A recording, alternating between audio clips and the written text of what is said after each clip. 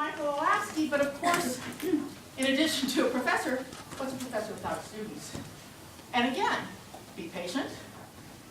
Change your eye. Hey, dude, I'm not all set. I've already done this, right? Christina Maslany, Jacob Asbell, and Chris Stubbs. That's it. Welcome. Thank you very much. Now I'm nervous. I'm nervous. Yeah, I wanted to bring them up and have them be a part of this conversation because I think that's the way these things work most effectively. And also, I use the term in this presentation, teacher augmentation, largely because I don't look at them as assistants. They're actually critically integral to how we end up designing the course, its outcomes, and how I negotiate that. So Chinjirai has been working with me now for 2 years, instrumentally involved in developing the beginning of this course, which is now, we're going to talk in this presentation about 3 semesters worth of running it and how we designed it and redesigned it. Christina has now been with me also for a year and a half or 2 years. 2 years also, and again is still a part of it. I'm in the process of working with her on some things that will take place in the next 5 weeks. In the middle is Jacob Asbell, formerly a student in the class 3 semesters ago, now hired to be a part of the design of the course in very instrumental ways that we'll ask him to comment on. And of course, Chris Stubbs, the invaluable assistance we get from our folks in ETS. We've praised them all, again, for the whole time we've been here. But you can never, ever praise them enough. I wouldn't have these ideas, I wouldn't have this inspiration, I wouldn't have this belief if it wasn't first for the people in ETS who have said, yeah, why don't you try this? And then second of all, to have someone who's saying, we'll take a chance, but let me think about how my administration will go for it. And my administration, represented by Ann and some other folks here, are just like, cool, give it a shot. And that gives you a lot of freedom to take some chances and do this. I titled this presentation, You Can't Go Back Now. This will be talking points. As I've been made duly aware of by COMM Police, I'm still in the PowerPoint age. I need to really dial it up. I'm going to do that. Time's a nice theme. I know, he likes the theme. I use it as talking points, so we'll move on. You Can't Go Back Now is actually the theme song of a Wheat Peas album, and it was anonymously placed on, after the class finished, on the class Google Doc.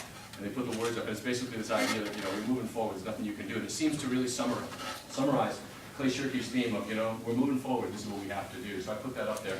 So what I'm going to try and do is follow Sam Richards' format this morning and sort of toss it back and forth, give you a little overview of what we tried to do, and then have time for questions at the end. As you may or may not know, the class that I teach is Media and Democracy. It's 300 students. It was a course that was passed on to me by my esteemed colleague, Rob Frieden, who designed the course, but he's infinitely smarter and more distinguished than me. So I had to dumb it down and think about it in terms of ways in which we could reach a broader audience and maybe reconceptualize it towards my strengths. And so after he had established it as 30, 40, 50 people, we got to go ahead and I helped to redesign it and actually get it now as a general education course. I look at it in terms of media democracy as what I call a narrated community of practice. I think one of the things Clay brought up last night at our dinner that I was with last night with him was this idea that when we publish things in journals, oftentimes we abstract what's really happening in the classroom so often that we lose sense of what's going on in terms of interpersonal actions and feelings and the details, the richness that he demonstrated in his presentation this morning about how those stories add so much more understanding of what's going on. And so this is what I look at it, is we're going to try and talk today and use this as a sense of saying, here's what we've learned, here's some stories, some anecdotes, and here's how we're continuing to use what worked and what didn't as a means of developing the course a little bit more. I was brought up with this idea that you should embrace what I call exploratory pedagogy, and actually there's two things. One is a quote from Clay from last night, saying that when you go into these experiences, you don't know what kind of value you will derive. So that we have an idea of what we're going to do, but we're also sort of walking on the knife's edge to say, well, let's see what happens. And then I'm going to actually borrow an analogy that I just got from Brad at lunch. And he mentioned to me that sometimes you, as he says, again, I'll butcher it, but it's paraphrased, sometimes you have to be willing to work in a meth lab and occasionally it'll blow up. and I think that's very, very efficient for what we've done. Because when it blows up, then you're in crisis mode and you have to work it out, right? And so you move forward from that. So the idea we're trying to do is deconstruct conceptions, practices, and parameters of what I can see as education. I don't just teach media and democracy. I want the students at the end of the day, and with their help, to see how I can do it, to think more about what are you getting out of this class. Okay, are you walking away with critical thinking skills that so much of us are invested in, or are you developing your professional skill set? Like, okay, this is really nice to think about, but do I need it for my job? And clearly we're interested in the former. Now, what does that mean in real terms? The challenge of large lecture learning. So what are the potentialities of that? Well, you can reach 300 people. You have the possibility to blow open a space. You have the opportunity to, in many ways, think about how you can have a larger impact in what you're trying to do. And again, if you saw Sam's presentation this morning, clearly you can see that that impact can be profound. The affordances, as again, we've all decided, what can new media offer to us? How can we blow it up in that sense? And then, of course, there's the vulnerability. When you take these chances, you've got to be willing, especially when you open it up to social media, like we do with Twitter Live, to have the possibility someone's going to say, you know, we don't like what you're saying, and say it to it so that it can be read by everybody in class while you are doing that. How do you respond? How do you react to that? And Christina's going to talk at length about some strategy we used that actually tried to stimulate that in really sort of profound ways. So all of this is going on into the thinking when you're designing the course, and of course then we're with Chris Stubbs and say, well, what about if you do this, or what about if you try that, or that didn't work, but let's try this, and have you heard of this platform? And of course, you know, I'm using PowerPoint, right? No, how does it work? Okay, let's do it, you know? And so, and then of course going back to and I will stress this, that everybody who's up here with me was a big part last summer in sort of saying, like, what worked last spring, how do we redesign it for the fall, and what do we think about, and it's like absolutely critical to my thinking to say, yeah, I hadn't thought about that. And so that's why I say teacher augmentation was absolutely essential. Semester spring of 101, did I get ahead of myself? Yeah, it should be, there we go. I wanted to point out why Rick Warren and the Saddleback Church is up there. I got the idea for doing Twitter because I was reading Time magazine where he said that he tweets, as you all know, to 10,000 people in church, and I just thought, okay, the Church of Michael Elavsky, let's see what we can do. And so we went on first semester, again, social media applications we applied was Twitter. We used real time so that I couldn't see what was going on. We used a hashtag. And then we had a week, it met twice a week for 75 minutes. The first time was me sort of doing a traditional lecture. Here's the things you need to know. For the first 5 weeks, the second 5 weeks, guest speakers, people coming in, being a part of it. Third 5 weeks, largely a discussion. But every Thursday, we would open it up, we'd project Twitter, and we let it go crazy. Harvard Moderator was actually a suggestion from Chris, where we would have a guest speaker come in, and they would be asked questions, and those questions can be voted on, as many of you know the platform, and then they float to the top, so that the conversation in relationship to guest speakers is driven by the students, and they can see it. And then lastly was the Google Apps. I said to the students, well, you know what, this is media and democracy, how about you guys make the exams? Right? You submit your questions, and I will choose which questions will go, and then we'll deliver them back to you, so that if there's hundreds of them, you'll have a chance to see what this is all about. And then we'll have an opportunity to make it a more democratic affair, so to speak. And I used Google Forms, again, from Chris, submit things anonymously, and I'm going to show you the examples of what we did with that. And then the Google Doc was, of course, the way I was going to give it back to them. Okay, here's how this works. And student engagement emerged, as Jay will talk about. It evolved sort of organically. And again, we'll talk about that in a second. The course design, real quickly, the daily operations was this idea of online, offline. So on a Thursday afternoon, I'd walk around with my microphone, Donahue style, asking students to comment. We would have Chinjarai, we'd have Christina down front, either refreshing the board or oftentimes playing foil to any point I would make. Students would raise up, talk. We had the Twitter feed, sort of what I call this polysemic discussion going on. Online, offline, lecture discussion. And again, Chinjarai and Christina, absolutely essential, largely because as graduate students and as people who are infinitely closer, I think, in terms of popular culture and understanding how young kids think, I got so much cultural cachet from them. You know, like, okay, here's this old guy who's up there going to talk to us about stuff, but his TAs are pretty cool. That's awesome. And they know how to get things going. And the assessment was ultimately this idea of student-directed learning.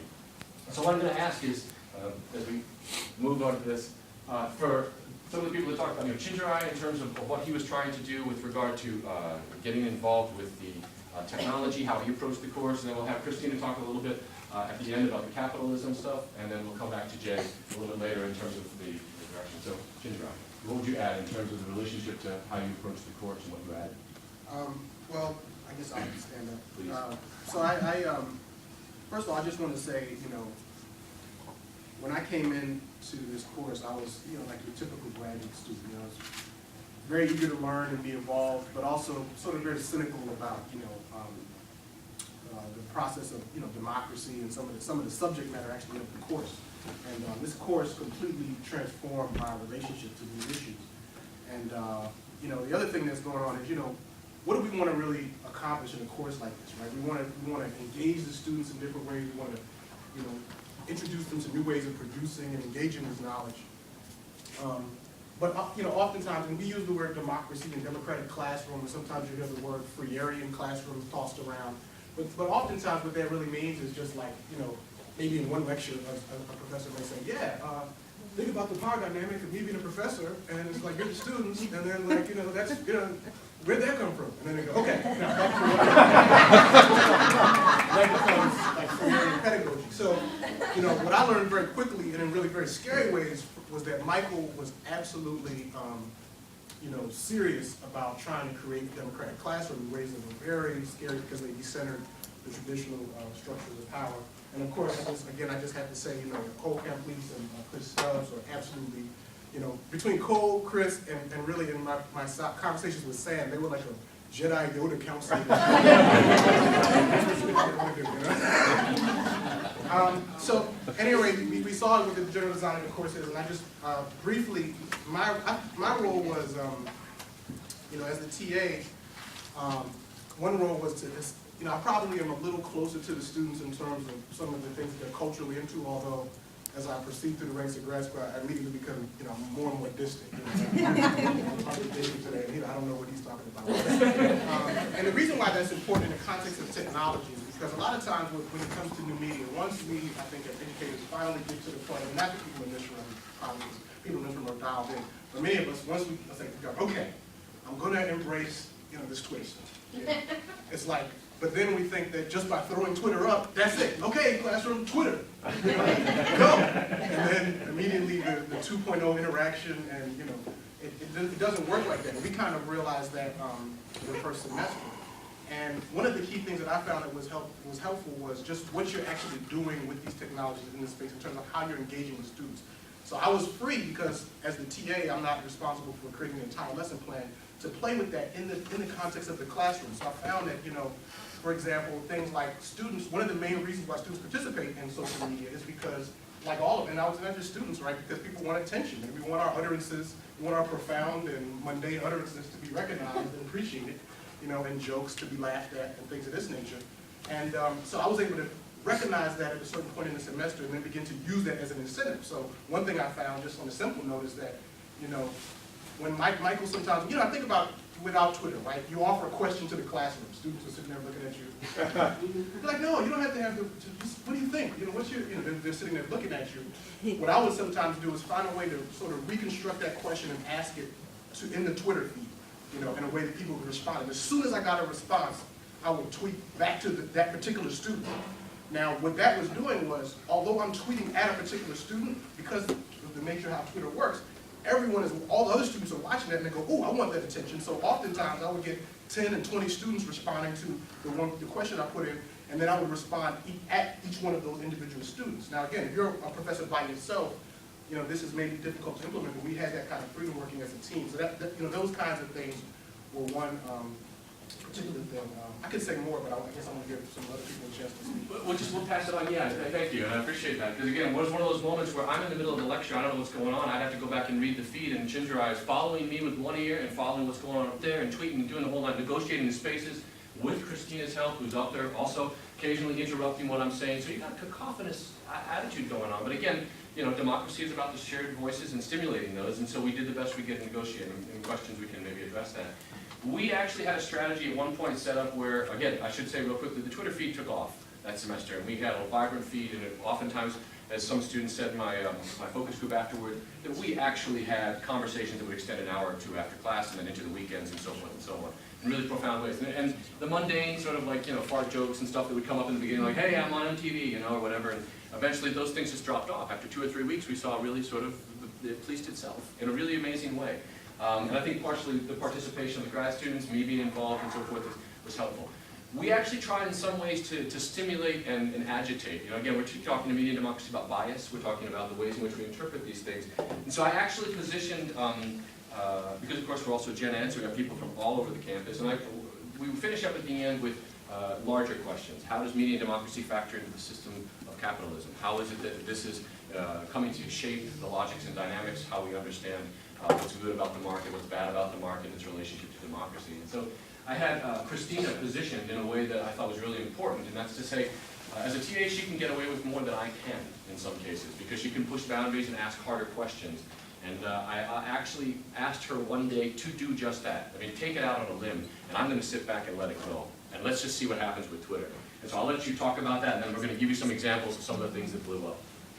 First of all, being biased for me is not a hard thing. It's actually very easy, especially when it comes to issues of capitalism.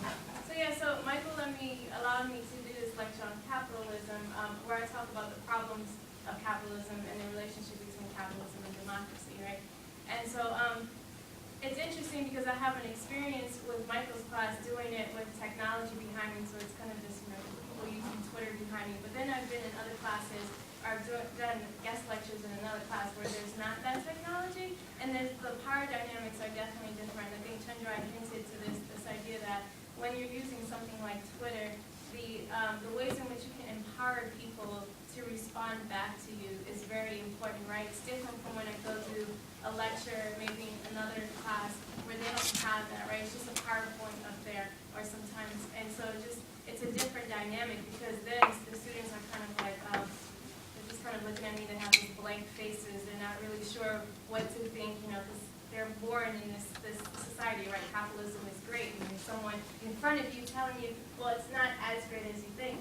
But in 110, every semester when I do this, the power dynamic shifts a little bit, just because people, and specifically in the example that we'll talk about a little bit more, when I was up there talking and pushing boundaries, and students were actually in class physically trying to respond, they were also responding on Twitter. And so it gave them two different mediums in order to respond to me. And there were certain strategies that I tried to do just to push them even further, even if it wasn't something that I really, thought, or it was really my opinion. I still tried to say it just to kind of make them even go just a little bit further from what they were already thinking or saying.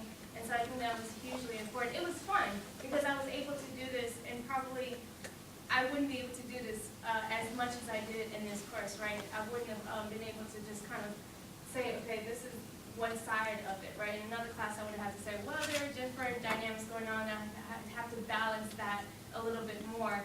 But in 110, I was able really to just kind of focus on one point of view on capitalism, and really just push them and see what happens. And that's what happened. We just kind of, like said, we said, well, let's see what happens. What did they do? What did they say? And Jacob was there that semester, and he has probably an interesting perspective on just that lecture that I did, because it was interesting. People really got mad. You could see that they were really angry. They were angry on Twitter, right? So there were comments like, oh, Christina, she's just being biased, right? Or she's shutting people down. And it wasn't that I was shutting people down, it was that I was trying to push them even further. And then some people were like, oh, well, she's not lying. And so you got a different conversation going on Twitter, but you also had a different conversation like live in physical space. So I thought, so it was really interesting. And then we kind of ended the next lecture with Michael Elavsky kind of telling them, okay, this was the purpose, right? Like that this was the whole point. It wasn't just for her to just kind of tell you why capitalism is not a great thing, but that there is a larger picture to this, or a larger point to it. So it was definitely an interesting experience, and I have fun every semester, every time that I do it, because it's just, you can just really run with it and see what happens. I mean, critical for me too is that we have a woman of color, of small stature, who's able to get up in their faces and talk to the people who aren't used to generally having to listen to something like that, in a position of semi-authority, and I'm standing back letting her roll and encouraging her to take it further, precisely for this idea to say, like, this is what it was all about. Before I get to Jacob, who will give us the inside scoop, and like all hacker culture, whenever somebody succeeds in hacker culture, you bring them into the corporate society. We had one person in particular who went by econ major, and again, the first example, I don't buy it, Chinjarai, so Chinjarai would be making a point in class, and then they would post that up, I don't buy it, Chinjarai, that was the way they would respond. Second one was, again, the fact that they were very excited about, so they expressed on Twitter, it's time for PS COMM 110, and for another great COMM 110 class. And then, of course, they start to talk. And this third example is the way that they would talk about responding virtually to what was happening in class. I will always have some sort of bias. I agree with the kid in the front. person who stood up and raised their hand. So you get to see this, and then it gets retweeted and stuff. And then I had a lecture where I actually had them multitasking, so they're all like, oh yeah, we're the multitask, we can do 17 things at once, everything's great. I said, okay, we have a guest speaker, we have a lecture, we have Harvard moderator, and we have Twitter. And the class literally bubbled up with this idea like, wait a minute, there's too much going on. I'm just like, yeah, you can do 17 things, can't you? Come on, like, figure it out. Oh, wait a minute, no. Okay, so it's critical reflection. So during her lecture, this starts to come out, and this person says, so you're saying that people who work hard to earn money should be targeted to pay for people who choose not to work? And then, of course, you see the app, so they start seeing these conversations. Maddie had something back to him and says, so what about the people working hard for their money and are losing more and more of their paychecks? Is that fair? And then, again, I made this comment about, you're hearing things in this class that you may not necessarily get in your training over in the Smeal School of Business, where someone's going to say, like, wow, do we look at people? And I'm not trying to in any way bias, but I'm just trying to say, like, you talk about units of labor in Smeal. If you like, I'm a business minor in my undergrad. You don't necessarily talk about, the lives that you're hurting by, outsourcing, right? And of course, this is what he said. So of course he goes back to at least Smeal contains structure and knowledge instead of this BS COMM likes to feed its students, mistaken it as education. So some of the students come back, right? This is actually another student that we're using now. She says, you're telling me you haven't learned anything in this class? And he comes back at Maddie and says, I've learned, or she, I don't even know who it was. I've learned to never take a COMM class again at PSU, especially biased ones based almost entirely off of opinion. To which they come back, if you haven't learned anything from PS COMM 1, you haven't been paying attention. Bias and opinions are part of life, right? So I threw this out, and I said, as she said, I threw out an email. I said, like, on Tuesday we're going to address this concerns. And so I sat up there and I said, like, here's why I did what I did. Yes, and all of them like, we don't believe it was planned. You're just trying to save your skin right now. I'm like, no, really. And so what I do now, actually, is I put a piece of paper on the table and I say, okay, afterwards have me open that piece of paper. Okay, so maybe yes, it says, see, I planned this. Right? And so I actually addressed it all in class, and this is what I got from Econ Major. This is a series of posts on Twitter. Professor, I appreciate your apology and explanation of your Smeal remarks in Tuesday's class. I understand that you think we should question the information given to us, but in most other classes there's no need. Material is explained by proofs, records, data, and analysis. I just strongly believe this class would benefit from more structure. In the beginning of the year, you had more lecture slides in which I took notes, but we also held discussions. I was actually understanding what you wanted me to learn. Now the message gets lost with rambling discussion and off-topic tweets. I just believe the class would benefit with a stronger structure behind it. Less democracy in class, more lecture and note-taking. I need to know the information in order to debate it. Right? So I made a PowerPoint, and I went in the last day, and I said, here's what we try to do in this class. And then boom, boom, boom, boom, boom, and this is the response I got right afterwards. She said, I appreciated the PowerPoint at the end of class. I finally have a new positive understanding of what this class was all about. And so I ended up tweeting this. Because of your tweets, I made it, and we'll make it part of the next semester, so I thank you for your input. And it's a way that I learned. And so again, I front-load it now. This is what we're going to do. I remind them in 5 weeks, this is what we're going to do, because I've learned in the same moment what that experience was in terms of how I might have been part of a problem that needs to be addressed. Now, I want to bring Jay into the conversation now, because what we have with this idea of students leaving and taking their own notion of the test was this idea to say, like, let's throw it out and see what you get. And as I said, 300 people submitted questions, and on the first exam, I dumped it back at them, and there was just a sense of like, oh my God, what are we going to do? But I'll let Jay take over in terms of the strategies of what you thought, and then again, what you did. Well, thank you. Well, Ginger, I came in this class as a typical graduate student. I came in as a typical undergrad, and I immediately, taking the class, I broke down the syllabus, and I saw that we had this idea for student-generated questions, and also the use of technology in the classroom, and specifically Twitter, which allowed me to, sort of communicate on a very, I guess, casual basis. Could you explain student-generated questions? Sure. Yeah. Sorry. The idea that students would submit questions to the professor, out of which he would take good ones and make the exam. And so I drew the conclusion that if students were submitting their questions to the professor, they might as well submit their questions and answers to the rest of the class. That way, we would have a study guide and everyone could get an A. So I threw this idea out. At first I was a little worried about repercussions of whatnot, I did it anonymously, and things really took off. I'm in the back, not saying anything, just Amazing. Yeah. I mean, the first exam we had about 20 or 30 participators, and maybe about 5 or 10 contributors to this Google document. I did it very informal. Just put up a Google document and just said contribute your text. I didn't do any forms.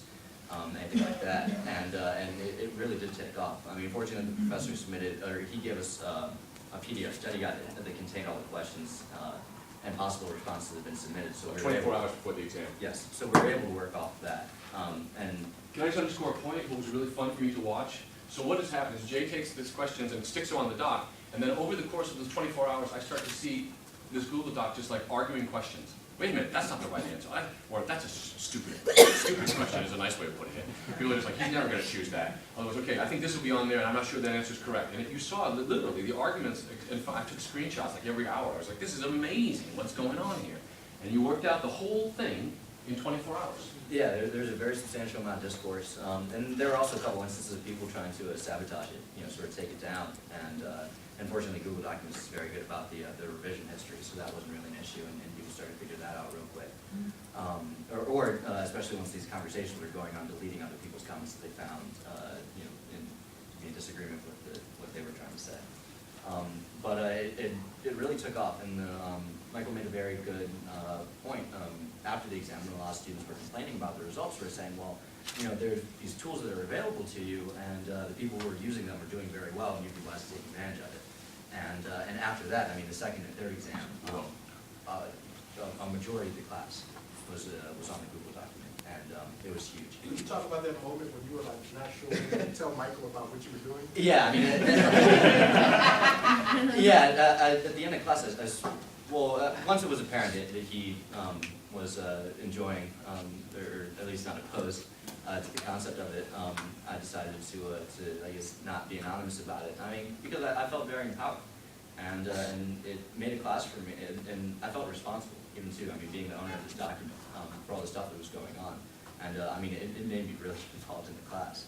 At the same time, I was getting upset because of problems with collective action. I mean, even though the entire class was participating in this Google document, there were only a pretty small handful of individuals that were actually contributing.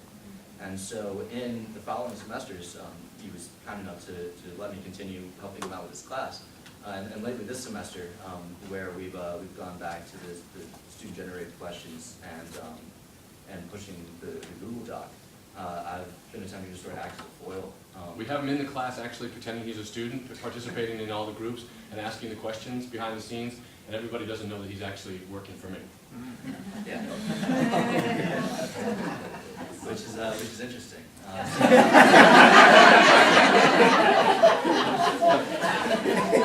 So for instance, if I can just say, like, one of the things he's saying is like, hey, I'm participating, how come you're not participating? Right? And I'm putting questions, and how come you're not participating? What are we going to do? Because there's like 17 of us, like Clay said, this power law. We're all here, like, I'm not going to carry your butt. And of course, raising these discussions that are coming out in really important ways. And it was really interesting to observe the dynamic. This class, I guess the professor predicted that you know, students would hear from their friends who had taken the class previously, and the Google document would, if you did the same format, it would just sort of, you know, automatically pop up again. And unfortunately, it didn't. So after the first exam, when students did pretty poorly, he just sort of let the idea go to the class and then just walked out and allowed all of us to discuss. I guess a student had created a Google document, but no one had participated. There were maybe 3 or 4 questions that had been submitted, and people were watching it, but absolutely no one was contributing. You could see before the exam there were maybe 15, 20 viewers at any given time, and just nothing actually in the document. So people were just lurking. And it was really interesting the way that, after he walked out, the class organized itself and really came together and said, like, wow, we screwed up. And we had this fantastic opportunity to really make this test ourselves and to collaborate with one another and do this, and we weren't taking advantage of it. And there were a couple students in particular who, fortunately, I sort of went in there wondering if I was going to have to assert myself sort of as one of the more dominant figures in the class to sort of push other students to participate. Fortunately, I did, and there were 1 or 2 others who really picked up the ball and got to running with it. But it's been incredibly interesting to try and deal with this run, and I'm sure you can explain possible responses to it that it's been considering. But it was a fantastic experience, and the way that students were able to organize in such an informal and unrequired fashion was very impressive. I mean, this semester they've jumped on Facebook, so we're going to talk about that. I'll jump to that in a second. So again, having him there, I'm able to, what's going on? Got my finger on the pulse. What are they saying? What's going on? How can we work this and make it work? So what are the outcomes? Well, Chris was absolutely important in terms of putting some platforms together. Like I say, these tweet streams make what I call deliberative polyvocal dialogues, and I've published a couple of things about this where, if you follow just the tweet stream, you don't get the full class picture. You need to also take a look at what's happening from surveys, and you take a look at what's happening in observation and so forth. Clearly, we're pushing and testing the boundaries of these ideas because we're not really sure exactly, like I'm going to tell you in a second. We've got a new idea that just came to me a week ago. We're going to try this semester. And then, of course, the collaborative engagements, I'm also learning what's not working. Jay was a part of a very important focus group after the spring semester and let me know, like, yeah, this is what was going on behind the scenes, and you need to think about that. There's what we call the free riders, well, what are you going to do about the free riders? So I'm going to jump through. The second semester, we actually tried to do Google Docs, and we don't have a lot of time, so I want to actually move on beyond this. I'm happy to talk to you about that before. The Google Docs was an interesting experiment, one that I'd like to come back to, but again, it needs tweaking, and what we found is particularly in that is that there were a lot of people who were very, very able to do well without really doing a lot of the work, and so again, we went back this semester to this idea of this posting. So again, just to reiterate, I've got a couple minutes, I want to have time for questions. This semester I decided to change it up a little bit, and I didn't push the idea that students should be able to do this, but you can make your own test if you want, And then, of course, I made, following Sam's lead, the idea that, you decided not to do it. I'm in charge. Watch how tough my test can be. And they all failed it. And it was just like, what? Go, oh my gosh, this is supposed to be easy. I should actually, move to this comment. This is a comment I rate my professor the day after the exam. Do not take this class. It sucks. Worst class I've ever taken at PSU. Way too difficult. He changed everything this semester, and I'm going to fail. And in class, I was just like, I happen to be reading my professor. I changed everything this semester. Duh. So getting back to this, what they did, Twitter is dead. Nobody wants to use Twitter this semester. And I'm not sure if this is a trend that I'm seeing. We pushed, we pulled, we tried to, they don't want it. Why? My argument now is that Facebook offers more affordances. They can dial in so that the night before the exam, the chat, my colleague Ray Yunko was basically all about like, my God, look at what's going on, screen capture, because they were chatting for literally 12 hours before the exam, what's going on. They also chatted a lot afterwards about how much they hated the exam and how unfair it was. And of course, then the best part was, we need to get organized, right? And I told them that from the focus group, I learned from Jay that, what I did was I collected the questions and I threw them back. And some of the questions were pretty silly, right? So what I told the group this semester is, I'm not going to put a question on like, who is the professor in the class, right? Or when do we meet, right? These have got to be serious questions, or you get my questions again, right? Fear of God. Right? So what they also, of course, the guy, his name is Jeff right now, is just like, okay, we got to think about averages. How about if we just submit 100 questions? And then if we see if we can do that. I'm like, well, look, people can still submit them anonymously, although nobody was doing it. So he organized it. Everybody who submitted anonymously, submit them over here. I got 100 questions, and I tell you, the quality was solid. Like if they had argued this, and I watched it on Facebook, they had argued, like I knew there had to be one thing, so we got Jeff saying, there's got to be a question on everything that's on the syllabus. And you saw them. And I can point out the Facebook page that they've organized, where they're basically like, that's a bad question. We're not going to put that on there. But this is a good question. This is an example of a good question. This is thematic as opposed to details. And ultimately, we got it. So out of this test on Thursday, I had 32 questions that were from the students, 6 that came from anonymous sources, and 2 that were mine. And the students were of course, I changed it up. I also told them it's not going to be verbatim. I might put, instead of, which of the following is, it might be which of the following is all except. So you can't just plug it in, keep them so they have to at least read the questions. And I haven't seen the results yet, we're waiting to see. But what was really interesting now, and I'll leave this and then we'll go to questions, is that I thought to myself, I watched Facebook with my TAs, and I watched the dynamics, the study sessions that they held at the fish tank at the hub every Sunday. And I watched Jeff do all that he can with 5 or 6 others organizing. And I kept on asking Jay, like, who's in charge? And we kept on sort of shipping this list, as Clay says, the power law folks, right? The ones who are driving the course. And it was clear to me not only that they did most of the work, okay, and that I said to Jeff at one point, why don't you guys raise these questions? He's like, I got to pass, so I'll carry the class with me if I have to. And then I started raising this issue of like, okay, so how do we reward this person and give them an opportunity to say, like, you carried everybody else, now let's see what happens afterwards. And so I have in my syllabus that, for participation there's extra credit, okay?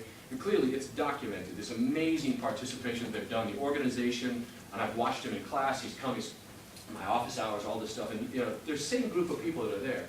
So what we're going to try and do this week is, again, they voiced their concern to the TAs in a review session that, okay, this took a lot of time. right, for Gen Ed. This took a lot of time. But okay, we're going to have to do it if we're going to have to get an A. And my thought is to say, well, what do we do if we give these people extra credit and basically cut off the participation of those people who basically carried everyone else? We open it back up to say, okay, the people, those who are slackers are saying, well, wait, come on, Jeff, where are the questions? What do we do when Jeff is no longer making the questions? And how do we open up this idea to say more people should be involved? And so one of the things we're going to try and do is talk with these 17 or 18 students and say, okay, this is the way I see your participation based on what I've seen. So I can justify it, and they can all be, but let's also try and get them involved in some way to say, like, okay, so what happens when we extract your participation from this larger democrat? What's going to emerge? And I'm going to wait and see. We're going to try it out. But the point for me is to say that, in the ending, as we sum up here, again, some people get upset. I look at it, borrowing from Walter Jacobs, this idea that the classroom is Penn-seed. And that's to say where teachers and students alike expose, explode, and replicate the narratives of lived experience, and I would add, in the educational setting. So the complexities of life in a hyperdimensional society by exploring in Congress who they were, are, and could be as engaged citizens of the world. I mean, in a 100-level course, what I want the students to leave is this sense to say, I'm thinking larger picture about how democracy and citizenship fits in my life. I have a better understanding of the media. But more importantly, I'm starting to think, what does my education mean in terms of citizenship? And who can I become now that I've hopefully, in this setting, learned to understand what democracy means and its implications are I'm not involved. And that's what we're trying to do. But at the end of the day, I'll never know if I'm succeeding. You go to the next semester and maybe one or two people come back. The hope is, you can embrace that indeterminacy. That's all you do. So on that note, I thank you very much, and I open it up for questions.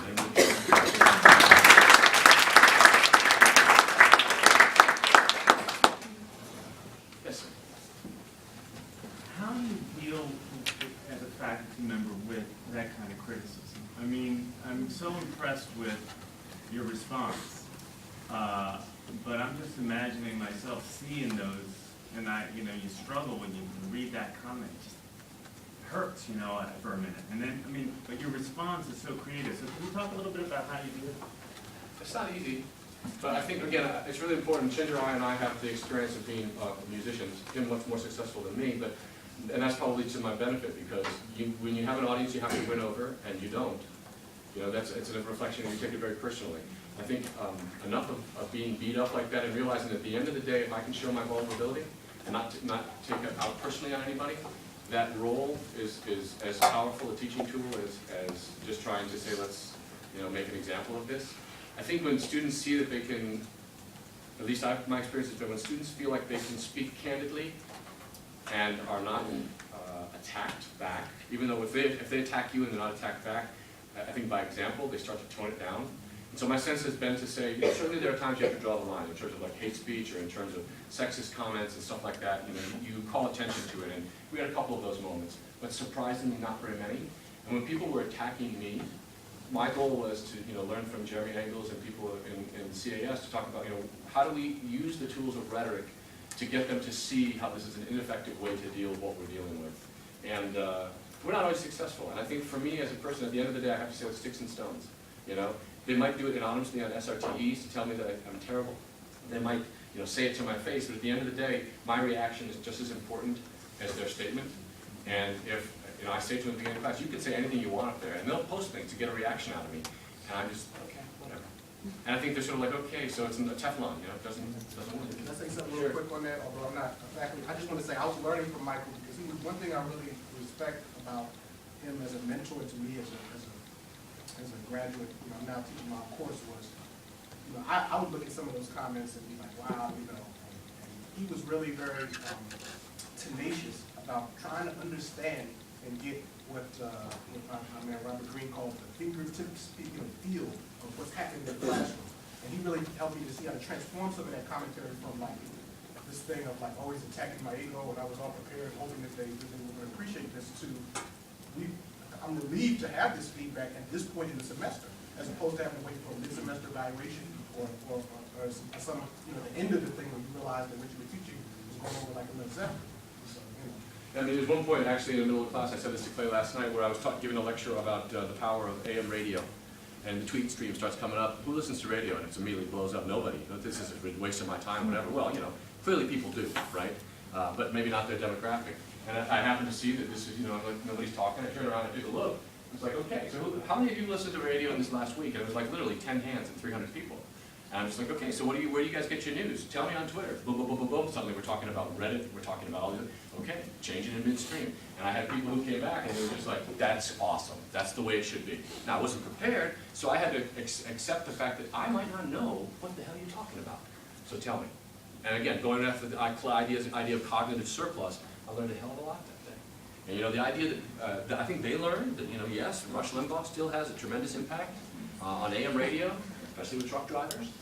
But on the other hand, there's a lot that I don't know as the authority figure. And if I'm willing to embrace that and show that, I think that they're able to say like, yeah, okay, he may be old, but I guess he gets it. You know, that's what I try to do. Yeah. So much about social media is experimentation and failure. Failure's good, failure's not always bad.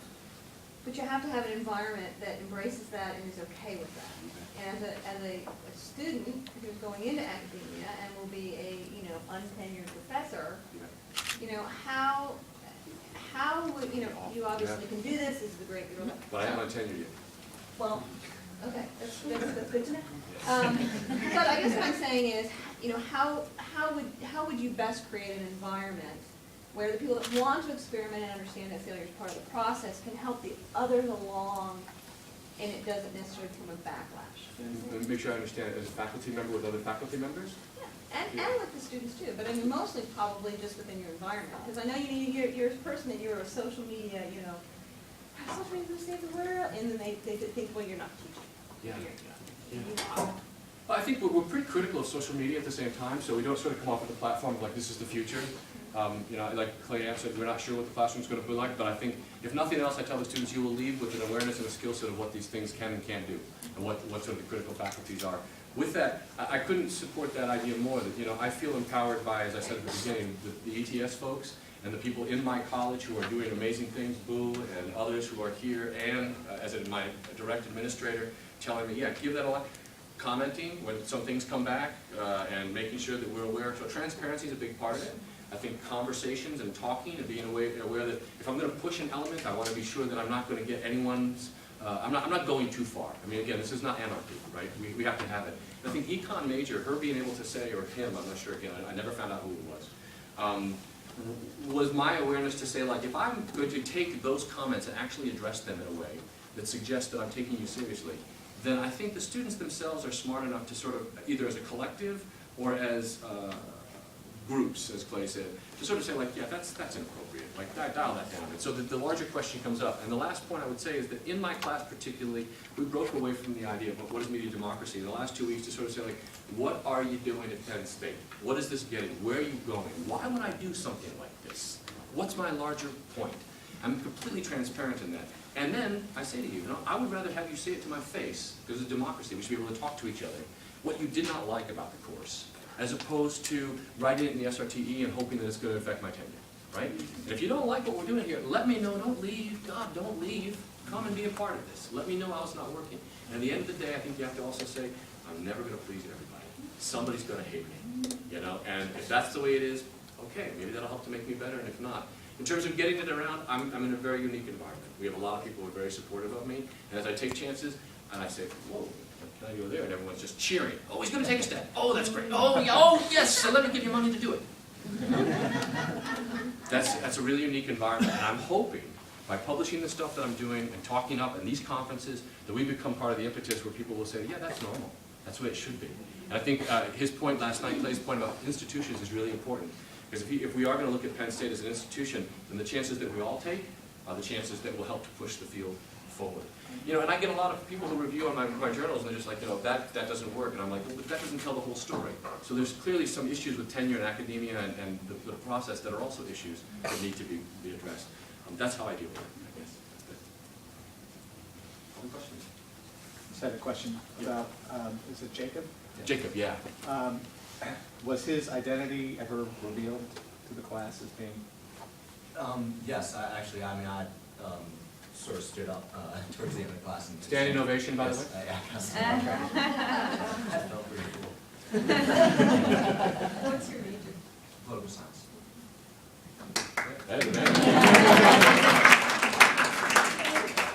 Yeah, again, the candidness. by which he was able to give me the perspective of what the students were thinking was invaluable. I mean, it's like, yeah, that's, you tried that, didn't work. That's not working. No, don't do that. Okay, great.